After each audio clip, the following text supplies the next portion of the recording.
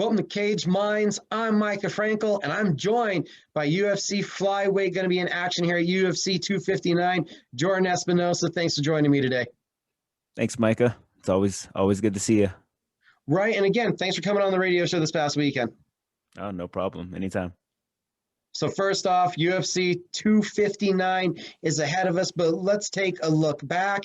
I believe it was September the last time you were in action. Have you watched that fight? Look back at it. Yeah, I tend to watch my losses over and over and over until I drive myself a little insane. But yeah, I've seen that fight probably over 150 times. Well, I just got done watching it, so it's fresh to both of us, obviously. What were your big takeaways? What were you frustrated about? It was a weird type of fight. I didn't really, I didn't really feel like I got to fight. Um, Credit to him, he kind of stifled my movement and my rhythm early with the calf kicks. I mean, I think I was the first one to throw a calf kick, and I felt like I was hurting his legs as well, but I think his were landing a little bit better, and my stance is a little bit more wider. Um, and not only that, he didn't really take many chances. He didn't really open up. He had real good, solid defense. Was kind of waiting on me. It kind of made for a relatively like, I don't want to say boring, but like we were trying to wait on one another, and his leg kicks is what made the difference. Was that the first time you dealt with the low calf kicks? It's not the first time. Like it's the first time in a fight that I've had to deal with it that much. I think when I fought Matt Schnell, the first thing right out the gate he landed was a calf kick on me. He only landed one or two, and my thing was sore for still 2 weeks. Um, Alex Perez, I think, hit me with one as well. But those were so early in the fight, and they didn't add up, and those fights ended early. So it's not my first time in a fight, and I have dealt with them in the gym. I throw them a lot in the gym, um, more so over the past year. But yeah, to that extent, and that many times, yeah, that's the most I've ever been kicked in the calf and had to deal with it. While the fight's going on, do you feel like you're losing? I mean, you landed some of those right hands. I know you weren't getting everything done, but you landed your own leg kicks, had some nice right hands in there. Did you feel in the moment like everything was going bad, or how did you feel at that time? Uh, yeah, I knew it was looking bad, especially when I think by the second round, he would kick my calf, and then it was hard for me to put weight on my leg. And I think I even got dropped with a couple of the calf kicks. Um, Other than the calf kicks, he didn't really land anything but clean in my head. Right out of the gate, I landed a nice end. In the third round, I landed from southpaw. I landed a lead hook uppercut and right over his eye or right under his eye. Um, and it kind of, if you watch it closely, and I remember during the fight, he tried to step and he like lost his footing. So I think I had rocked him for a split second. But during the fight, I knew I was losing, probably losing because of the calf kicks. I didn't think I got smoked in there. The kid's on a 15 fight win streak. I know he's good, but I didn't feel like I got smoke or outclassed or dominated. I didn't make the adjustment to the calf kicks instead of trying to check them, which I was trying to at some point, but those things still fucking hurt and they were still doing damage to my leg. And so I should have started getting out of the range of the kicks a little bit sooner, but I didn't make that adjustment during the fight. And so by the end of the fight, I thought I had lost. It was just frustrating because I didn't feel like I got to fight, and credit to him. So, how hard is that? You've been doing this for over a decade. How hard is it to make those like in-fight adjustments? Because everybody will, quarterback from the house sitting at home where it's easy. Oh man, you got to check him. You got to do this or that. But how hard is it in the moment? It depends. Honestly, that's the first time I've ever been compromised in a fight. Period. I've never been hurting on the feet during a fight. I've been cut once, but it was like 5 years ago, and it was at the very end of the first round. It was a tiny cut, and in between rounds, they closed it up pretty good, and I didn't bleed for the rest of the fight. So I've never really been compromised. And so I think that was the first time I had to deal with having to, one, I had to mainly fight in southpaw after that, just because my leg was banged up, and which over the years, or the past at least 3 or 4 years, I've gotten so much better at, but I'm still more comfortable in orthodox. But a big part of my game is switching back and forth, doing different things. I don't primarily like to stay in southpaw or orthodox. So making the adjustments, I mean, I think it's a little bit easier when you're not physically compromised. You're still allowed, your body is allows you to do some of the things that your mind does, but when you're physically compromised, some of the things that you want to do, you physically can't. Your my leg, I couldn't put weight on it. It was hard for me to do anything with it. So one of the biggest parts of my game is my movement, and if I can't if I can't move, I become a pretty different fighter in that I relatively stationary, or it just changes my game plan and my thing. But that's the first time I've dealt with that. I do think I could have adjusted sooner. I do think people are probably gonna Tim Elliott's probably gonna look for that. But I'll be ready for it. Is it something that you then actively went back to working on, was how to check that angle or that low trajectory? Yeah, and it's not so much checking.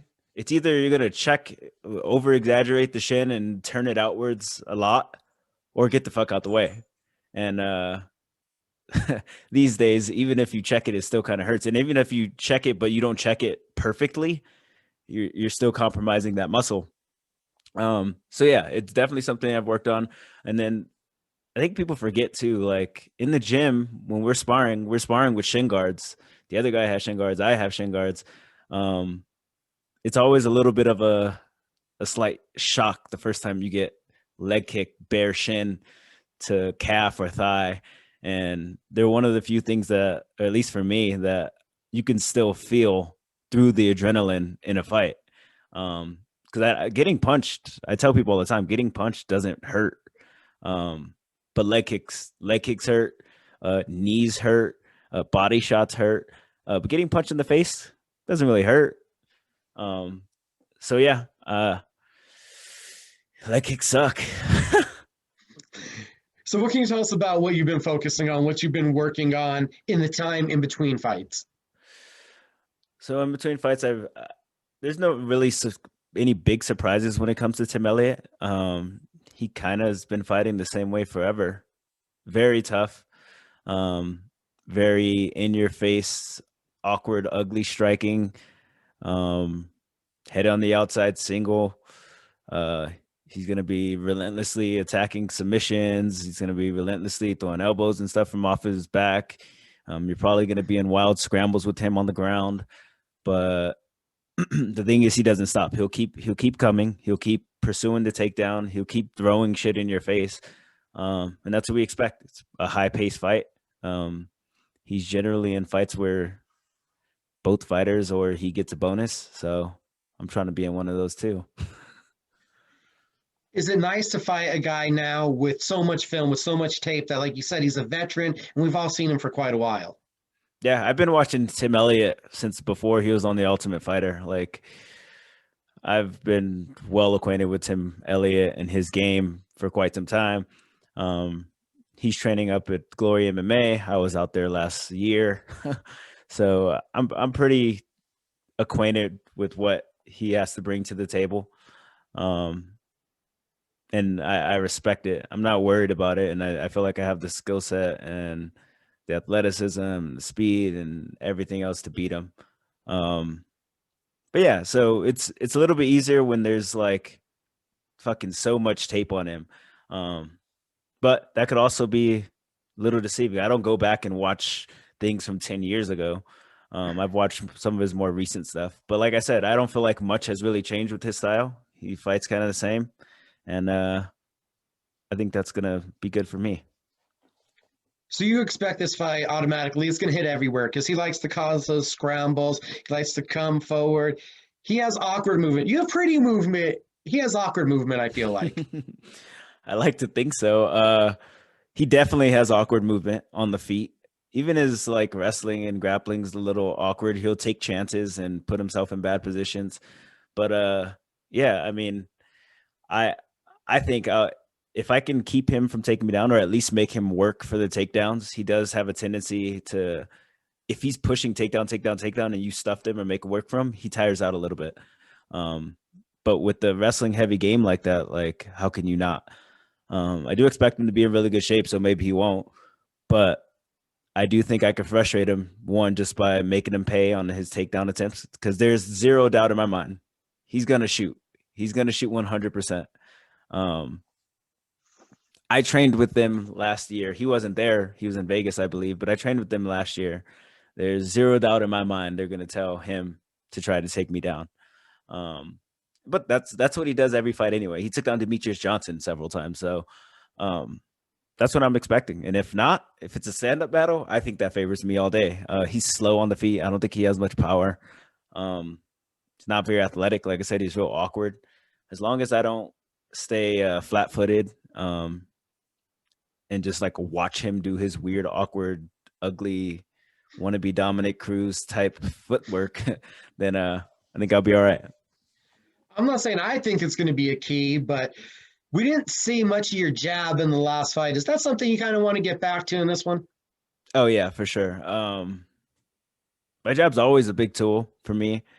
I guess in the last fight it was just weird because I felt he was a decent counter. So whenever I try to throw much of anything or even like dart in for anything, like he would kick my leg. And so then I was like, oh shit. And then I wasn't setting up other stuff off of that. And so that was on me. But yeah, for sure, 100%. The my jab is one of my best weapons, and that's definitely going to be something that I'm going to use this fight. How much of a mental test was that last fight to get over some of the things with how you didn't do what you wanted to in there? Yeah, it sucked. It was frustrating. um, it sucked and it was frustrating, but like there wasn't a thought in my mind during the fight that I'm like, oh, that one hurt. Fuck, I can't walk. But I always, unless I was physically able not or physically enabled to walk, then I was gonna try and do whatever I could to at least make it to the end of the fight. And even by the end of the fight, I was still trying to win the fight. It's just that fuck, I probably should have went to wrestling a little bit earlier or sooner. But there's a lot of things that I could have done earlier. But hindsight, it's always 2020. So Like I said, I started off the interview talking about believe you've been doing this as an amateur since 2010. So got to ask, 11 years into training, if not longer, why you keep going at this? yeah, my first fight was June of 2009. And Jesus, it's kind of crazy when I think about it like that, because then it's almost 12 years. I've been training since December of 2008, uh, my freshman year of college. But it's still fun. I feel like I learn a lot all the time. Um, I love this shit. It's a weird kind of addiction. I don't think I haven't taken a lot of damage. I've never been knocked out. Like things like that. If I'm thinking from a practical standpoint, why am I still doing this? It's the same reason I started, and it's because I have fun doing it. And I never, even when I started doing this, or even 5 years into, or even when I became a pro, I never continued doing it because I wanted to be a UFC fighter. Like I continue to do it because it's something I find fulfillment with in my life, and um, those are the type of things I seek in my life, the things that fulfill me, hobby or job. And that's why I continue to do it. Having a lot of fun doing it. And we've seen you train a couple different people. You mentioned you went out to Glory, seen you up at Cerrone's Ranch recently, but the foundation is with Latrell Yee. So talk about your team that you work with the most there here in Albuquerque. Yeah, so I've been training with Latrell Yee now since I got back from Ohio after my fight with Barata in 2014, October 2014. Um, so going on 7 years.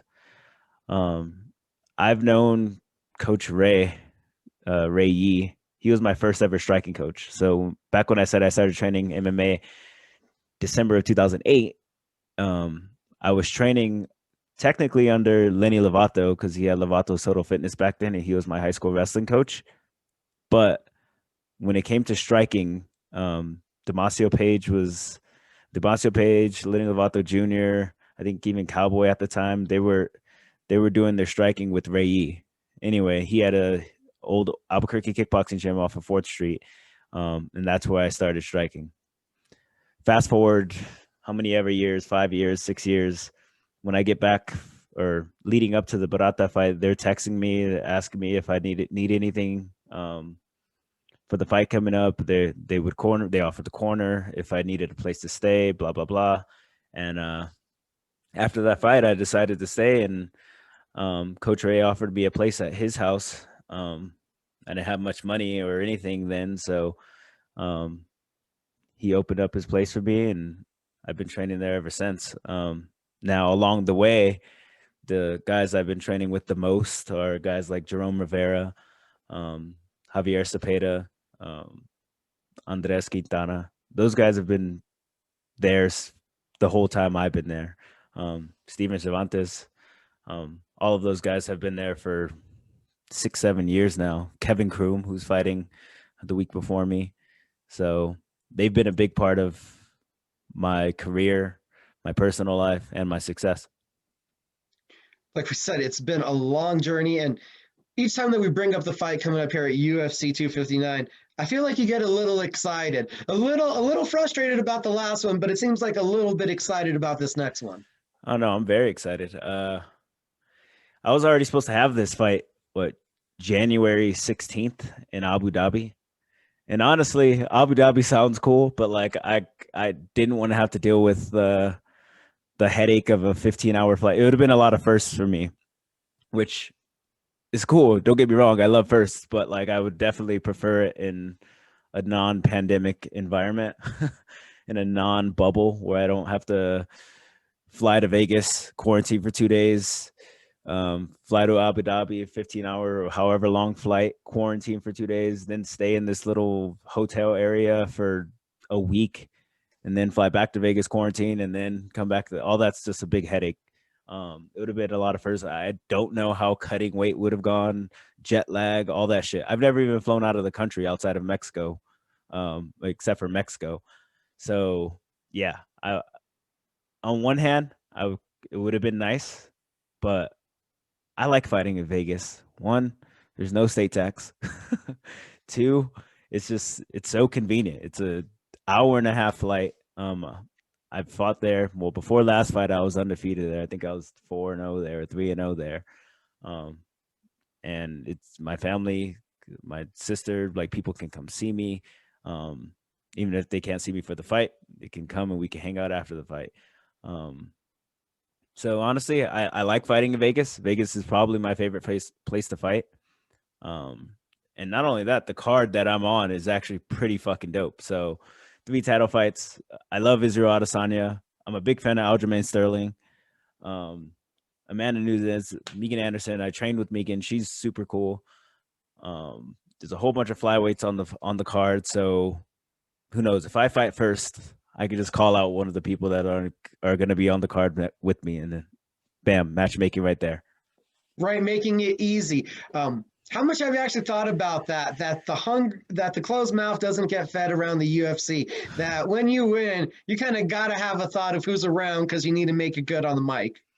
Yeah, I mean, so I don't really think about it in terms of like I need to be fucking like I have to call someone out. I need to be brash and like get my name out there kind of thing. I don't think of it like that. But because like I pay attention and I'm a fan of obviously my division, but I'm a fan of the sport in general.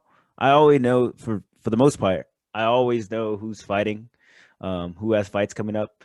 I already know who's ranked ahead of me. I already know who's gonna be fighting. Like I have a good idea of all of those things already. So whenever they ask me who I want to fight, I have a pretty good idea of who I want to fight, or who's ahead of me, or what makes sense, and who has a fight coming up, and who potentially needs an opponent. So I don't know. I always have those things in mind, but it's not necessarily because I'm like, oh shit, I need to. Maybe if I don't call him out, I won't get a fight. It's not usually like that for me. He's Jordan, the gamer, Espinosa, and we haven't bring it up yet. I can't believe I haven't. The T-shirt is awesome. The T-shirt is awesome.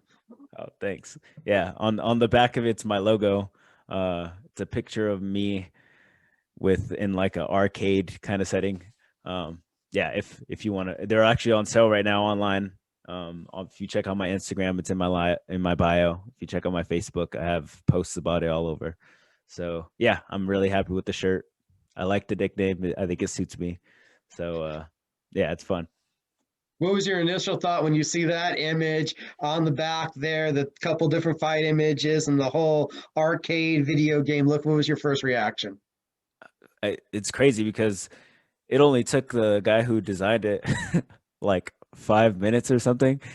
He's like, I was like, yo, could you make this use some pictures from my fights or whatever and turn it into a logo? And my nickname's the gamer. And he's like, yeah, I got a perfect idea. And he sent it to me and I looked at it. I was like, that's dope. Uh, yeah, no, it's super cool.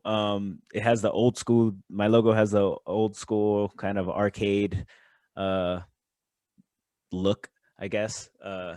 I'm still old enough to.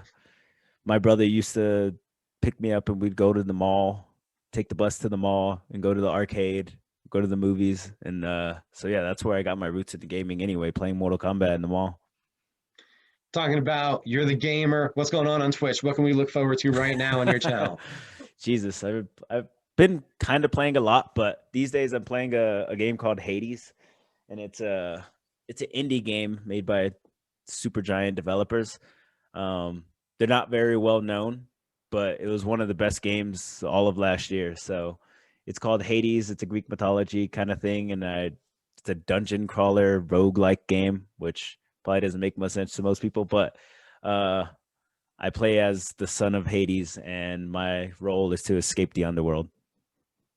Wow, that seems interesting. Yeah, it's super fun, and I've already gotten to the end several times, but now I'm trying to beat it with every different weapon. See, that's the thing that I can't get to the level of a gamer. I love how you're able to find a new task within the task. I beat it, now I'll do it with this. Well, so the cool thing about this game is since it's a rogue like, that's the name of the genre. Whenever you beat the game, and I, whenever you beat the game, and whenever you meet people throughout the game, whenever you die, you still retain that story progress. So when you meet them again, when you come across them, they remember the last time like the story progresses, your relationship progresses. And so every time I beat the game, it's a newer ending as well. So it guess it depends if you have the patience, but it doesn't have it doesn't take all that long to beat. I think I've beaten it now. My fastest time has been like 26 minutes. So yeah, it's fun. It's definitely fun. If you haven't checked it out, I think it's like $10 on the Epic Game Store. I don't think I've asked you this one before. What's up? Gaming or MMA? Which one do you actually love more? Well, I've definitely been gaming longer than I've been fighting, which is kind of crazy. But the difference is that gaming is my hobby. I love MMA. I was doing it. I still do it for fun. I would probably be in some kind of martial arts, even if it wasn't my job, and then it would be my hobby. But right now, it's a job and a hobby. But for nerves and just to chill and relax and not think about much else, gaming for sure. Now, don't get me wrong, there was a time and point, and it happens occasionally, where I'm really into like competitive shooters and things like that, and those can drive you insane and stress you out. So I had to like find a good balance there. But these days, I'm not really playing any competitive shooters. Um, but yeah, when I'm trying to chill, when I just want to relax and I just want to hang out, most of the time I'm gaming. Um, and then right now and for the past 5, 6 years, MMA has been more of my job, way more of my way of supporting myself. And a last note on the fight, UFC 259. We're expecting to see Jordan there on the early prelims. How do you make this your fight and do what you want to do this time out? I mean, as long as I'm in there having fun and I'm just like I don't feel any pressure. I realize the severity of the situation. Me and Tim both have lost 3 of our last 4 fights, I believe. Um, and I recognize that. But all of my best performances throughout my career, not just in the UFC, happen when I'm just kind of in the moment, letting things flow, and I'm just trying to have fun. And so I'm gonna go in there with that same mindset. I feel like I'm well prepared for this fight. I feel like I know everything that Tim's gonna try to bring to the table. It's just a matter of going out there and executing. Last but not least, how can everybody follow you on social media? You can find me on Instagram at statechamp_103. And follow me on Twitch at twitch.tv statechamp_103. Awesome. Like always, Jordan. Thank you for the time. Thanks, Micah. You the man.